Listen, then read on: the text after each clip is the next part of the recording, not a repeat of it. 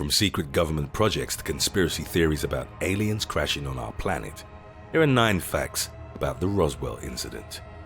Before we begin, be sure to subscribe to They Will Kill You. Hit the like button and request any topics you'd like to learn about in the comments section below.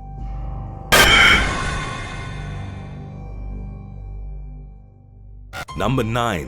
What is the Roswell incident? The Roswell incident has drawn the attention of conspiracy theorists and UFO enthusiasts for over 7 decades. It's been described as the world's most famous, most exhaustively investigated, and most thoroughly debunked UFO claim. Proponents of the conspiracy theory surrounding the incident claim an alien spacecraft crashed at a ranch near Roswell, New Mexico in June 1947, and that the US military secretly recovered aliens from the crash, performed experiments on them, and subsequently tried to cover it up. Initial statements from the military described the recovered debris as belonging to a flying disc.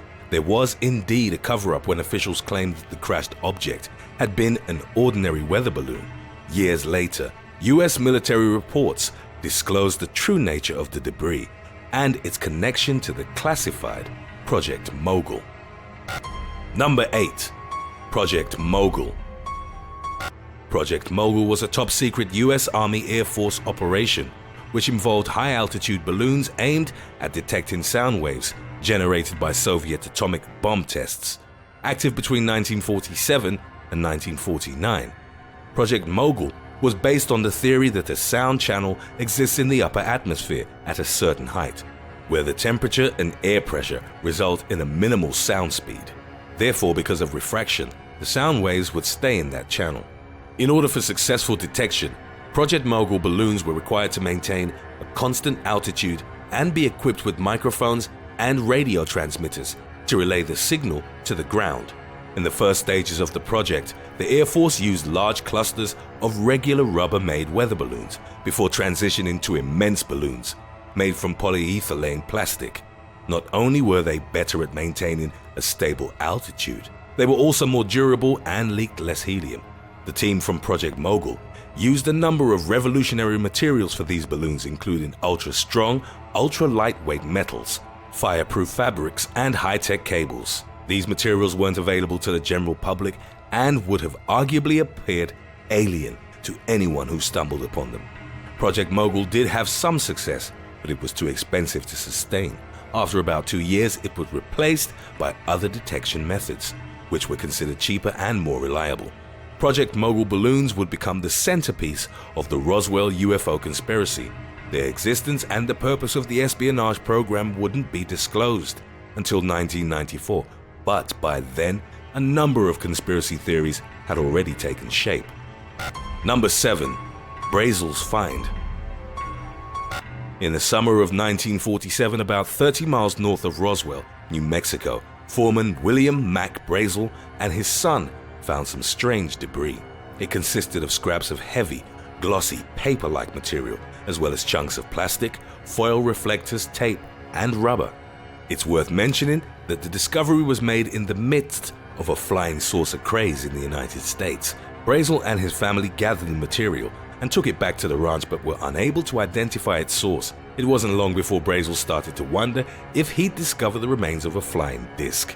He discussed his find with the local sheriff, who in turn contacted the Roswell Army Airfield.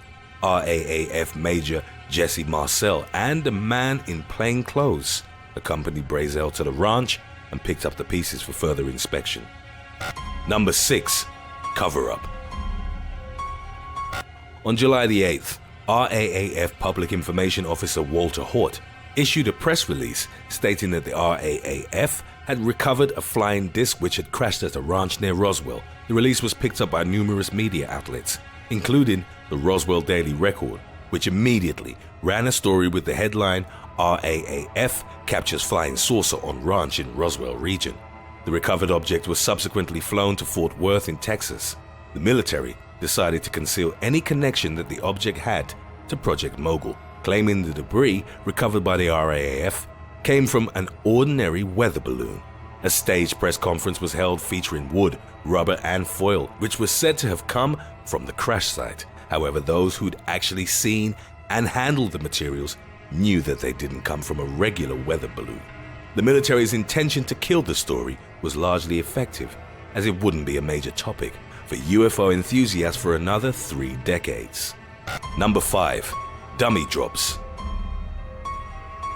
It's believed that the conspiracy theory was also aided by the dummy drops carried out by the Air Force in the 1950s.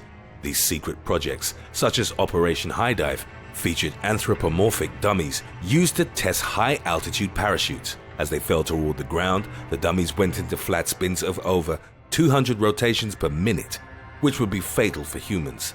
This took place over test ranges, air bases, and unoccupied fields across New Mexico. The dummies had aluminium bones, latex skins, and bore a resemblance to space aliens. Their appearance, combined with military vehicles rushing in the night to retrieve them from landing sites, might have played a role in shaping the Roswell lore. Number 4. Reignited interest. The second act of the Roswell story, which actually brought it to mainstream attention, took place between 1978 and 1994. During this period, UFO researchers interviewed hundreds of people who claimed to have had a connection to the incident at Roswell in 1947. Freedom of Information Act requests, along with alleged insider leaks, produced countless documents. These investigations, carried out by various UFO researchers, reached the same conclusion. At least one alien spacecraft had crashed near Roswell. The government had recovered alien bodies and subsequently covered everything up. There were several reports and books written on the incident which contributed to it becoming a cultural phenomenon. Number 3. Theories. Jesse Marcel was the only known man to have accompanied the debris from the ranch to Fort Worth, Texas. In 1978, he was interviewed by nuclear physicist and professional ufologist Stanton T. Friedman. Marcel was photographed with what he claimed were components from an actual balloon as part of the cover-up. However, he described the actual materials as nothing made on this earth. Skeptics pointed out that Marcel wasn't a reliable source, as he was known for making sensationalistic claims. One of them was receiving 5 air medals for shooting down enemy aircraft, which wasn't true. The first version of the events of 1947 came in the form of the 1980 book, The Roswell Incident, which included Marcel's statements and accounts from Mac Brazel's son Billy. The book claimed that an alien spacecraft was observing U.S. nuclear operations while flying over New Mexico. The aliens on board were killed when the ship was struck by lightning and plummeted to the ground, and the government covered it up. Part of their strategy for damage control allegedly included intimidating witnesses and the incarceration of Mac Brazel. Other books followed, strengthening and adding to the narrative with new witnesses, testimonies, and findings. They mentioned covert alien autopsies and alien bodies taken via cargo plane to be viewed by Dwight D. Eisenhower. There were so many accounts that by 1994, leading UFO societies disagreed on how the sequence of events had taken place. They organized conferences to try and work out their differences. Several prominent ufologists have since become convinced that there weren't any aliens or alien spacecrafts involved in the crash at Roswell. Number 2. Hoaxes and claims. Even after Project Mogul was declassified, there were many who remained unconvinced and dismissed the Air Force reports as further attempts at disinformation.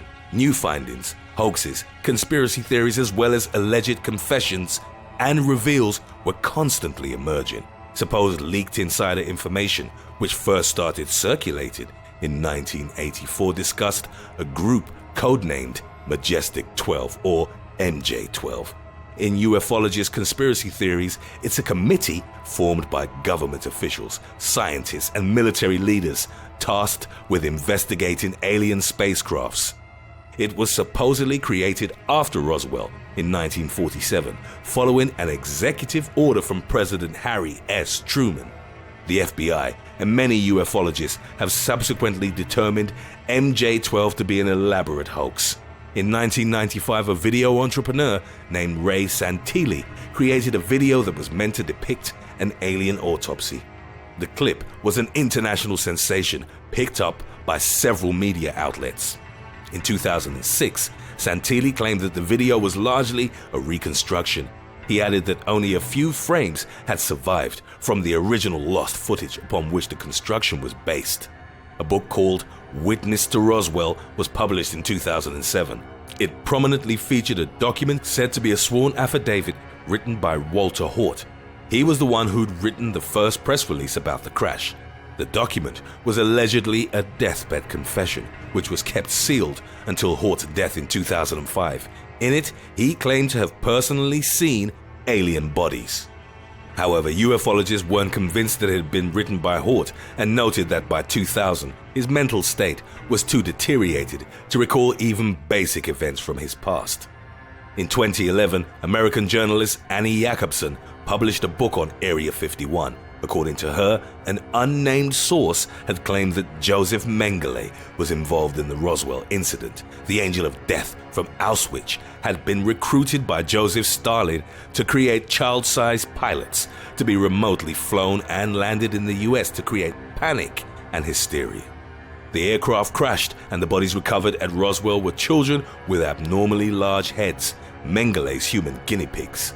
The book was heavily criticized by the Federation of American Scientists. Number 1. Evidence.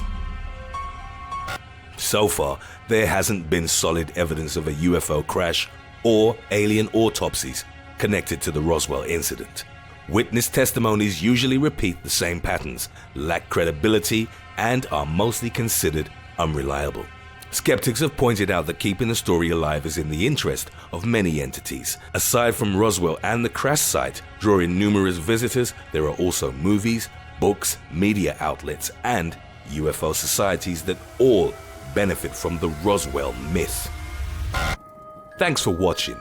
What other facts about the Roswell incident do you know? Tell us about it in the comments section below.